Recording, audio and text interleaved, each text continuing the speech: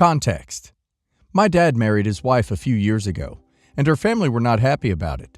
One of the things that was thrown around by them was that my dad was after her money, which we found ludicrous. They got a prenup, which I have a copy of, along with his will. Her children have never let go of this inheritance issue, and apparently make snide comments about it regularly, despite the fact that my dad owns the house he lives in with his wife, and pretty much everything in it, as well as maintains her and her disabled daughter, since she doesn't work. So my, 32 female, husband and I have recently moved into our new house. We invited my dad round for dinner, and he insisted on bringing his wife, as well as asked that we invite her daughters. Despite the fact that I don't like the whole lot of them, and including the wedding, have met them all less than 10 times, I said okay. Upon arrival, her oldest daughter, 30, commented several times on the size, the facilities, and numerous times asked my husband what business he is involved in to pay for this house. Weird, but whatever. Dinner was catered, since the last thing I was going to do was cook for this ungrateful lot. Dad accepted. And again, 2 of her daughters went on and on about the cost of everything. Then her oldest daughter said, "I suppose you won't be trying to get our mom's money then, since your husband is obviously loaded." And that was the final straw. I told her that as per the prenup, and she was welcome to all her mother's assets, which amounted to a Mini Cooper and 3 lampshades. And I'm happy that she's so comfortable that I won't see her and the rest of her classless relatives in court when I turf the whole lot of them out of the house that my father owns. I then said, "No one is after your pittance of an inheritance or your opinion. Get out of my house." Drama kicked off, and my dad's wife burst into tears. Later, when everyone was gone, my dad sent me a text saying that I shouldn't have told her children about the house or her financial situation, and that his wife felt I had insinuated she was after his money. I told him her daughter had insinuated the same thing about me, and that she hadn't taught her daughter any manners, which didn't fly in my house. My dad also said the way my husband threw them out was an overreaction, but I said that had nothing to do with me. I refused to apologize to his wife and said she and her kids are not welcome in my home anymore. My husband thinks I should have said worse, but my mother said I shouldn't have escalated things. Am I the a-hole? Not the a-hole, but your step-siblings must be fantastically stupid. Where do they think this cornucopia of riches is coming from? Their non-working mother and disabled sister? Some secret royal cave of jewels?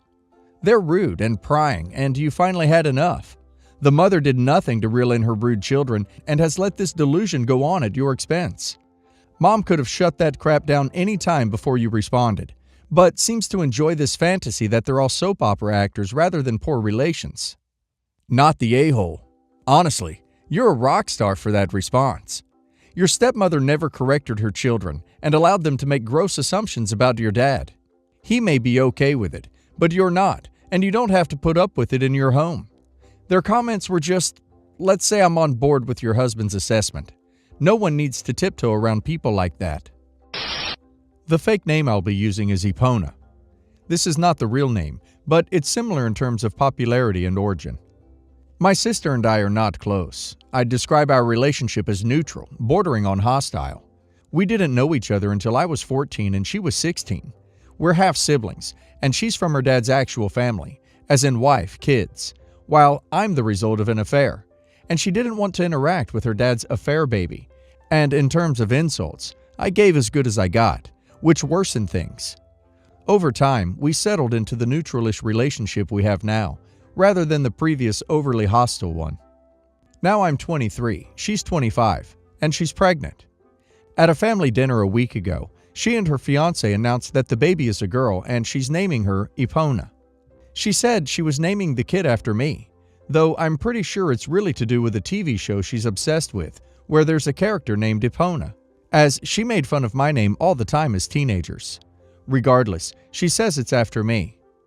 Allow me at this point to provide insight into what being called Epona is like.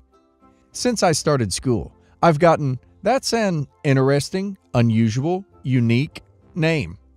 My nan on mom's side hated it and would only ever call me by my middle name, which confused the hell out of me growing up. I have the nickname Epi, despite hating it with a passion.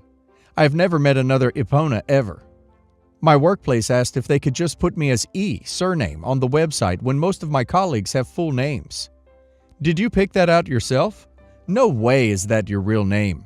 And general assumptions that I decided to change my name to be cool. I was trying to stay neutral about it and just sort of nodded when she told us. But when we were alone, she directly asked me why I didn't comment more on the name choice, given that she's naming her kid after me. I said in the most delicate way possible that while I like my name now, it caused me problems, and laid it out for her like I did in the bullet points. She then responded that I'm being a B for no reason. It's none of my business, and accused me of claiming the name and trying to make her dislike it, so I'm the only one with an interesting name. She told Dad, and both she and Dad expect me to apologize for giving her a negative response and taking away from her love of the name. Our brother said that while I'm one of the very few who can give insight into this exact name, our sister asked that question expecting a positive response, so she's probably upset over me responding negatively, and an apology would settle her down. Am I the a-hole? Not the a-hole. Talk about a mega gaslight to boot. She ducking asked you why you weren't excited for her, and when you told her, she got pissed, and now her and your father are demanding an apology? Unique names can be the bane of a kid's existence, especially poorly thought out ones. They both can duck right off. Never mind the treatment you received for years from this person for something your father did. Not the a-hole. Your half-sister sounds nuts for naming her baby after someone she picked on for years. She asked your opinion and you gave it. Did she expect you to burst into tears and be grateful for the honor or something? Don't apologize for that. What the duck? Husband and I have been together nearly 10 years. His sister and I have always gotten along. We used to go out clubbing together, hung out a lot, etc. And I have always considered her a good friend. Back in January, she came to us with a black eye. She had been mugged for the second time at her seedy apartment building. Worried for her, I asked if she wanted to move in with us. We had 2 spare rooms she could rent from us for a very fair price. She was also having severe financial difficulties as she has shopping addictions and couldn't pay her rent. She was excited to move in and halve her living costs. Note: the new D-dealer boyfriend lives at the apartment building she was so desperate to move out from, due to how seedy and crime-filled it is. We've had some problems with her paying her rent late, but she's family, so we usually let it slide. However, in September, she returned from a vacation in Australia and was unable to pay rent, and we told her she had to pay by the 3rd week of September, as we were buying a car and just really needed that money. Honestly, I was getting frustrated as duck watching her order food, drop $100 at a restaurant and such, and not be able to pay rent, and complain and moan about how poor she is. It was super frustrating for both my husband and I. She claims the trip to Australia was paid for by a friend, but I'm not sure if I believe that. Anyways, she paid us in installments and the rent was paid off by the 3rd week. Perfect. Great. I mentioned the late rent payment because I am unsure if it has to do with what happened next. I think she's pissed we asked for the money by a certain date, and maybe she sees us as calling her out on her rampant financial issues. She often dates guys and spends a lot of time with them instead of at home, so we hadn't seen her for a week. It wasn't unusual. But then that week turned into 2 weeks, which turned into 3, and now she has not slept a single night at our house since the 3rd week of September. She paid her October rent, just the rent. She did not pay any bills. But besides coming back to get her computer and TV and a bag of clothes, she has not returned for any reason. I've gone from being confused to being genuinely angry. My husband and I have been arguing over what to do, say. He argues that she suffers from depression, so she's unable to man up and just be like, "Hey, I'm moving out. This is my 2 months' notice." I personally do not feel depression is an excuse to just ghost us like this. We've seen her 2 times since all this started at family functions, and she behaves like nothing is wrong. I get the feeling that her family knows she's moved out with her brand new boyfriend, and it's just made things super awkward. We genuinely don't know if she is going to continue living here, although obviously we assume that she's not. All her stuff is here, even her toothbrush and shampoo. I really can't think of any reason she would have to be mad at us, so this has all been perplexing. We've gone out of our way to help her. I would cook her lunches for work, and we would always offer her dinner so she wouldn't have to order out, etc. We would babysit her dog and take care of him, etc. We both tried to make her stay here pleasant and genuinely wanted to help her. Oh, and I should probably mention, She continues to have money problems, obviously, and the guy she's currently living with, dating, is a D dealer. She mentioned to my husband shortly before she left that she would love to just deal D and not work. We think she is on D, and that might also be why she wants to live with him, but we can't be sure of this. What should we do? Obviously, we plan on confronting her. We wanted to see if she would pay her November rent and are planning on messaging her next week.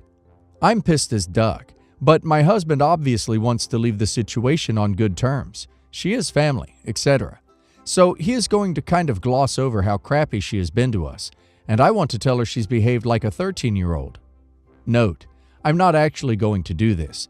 I'm just venting and saying, in my opinion, she has been acting childish and disrespectful. Why would you think she is moving out if all of her stuff is there? Have you spoken, texted, emailed her? Do you know she's with a boyfriend and not missing? I don't really see how she's behaved like a 13-year-old. She's an adult woman and seems to be paying her rent. So what is the problem? Stop judging her and her life. She's obviously got some issues. If you and your husband start shaming her and pushing her away, she is going to go further down the rabbit hole. My advice, ask your husband to call or text her and see if she's okay, and ask if she plans to continue living with you. Although I don't see why you would assume she isn't. He can then ask if she wants to pay partial rent for storing her stuff. If you are concerned for her, be concerned. But being angry and nasty to her or behind her back is not going to help her or you.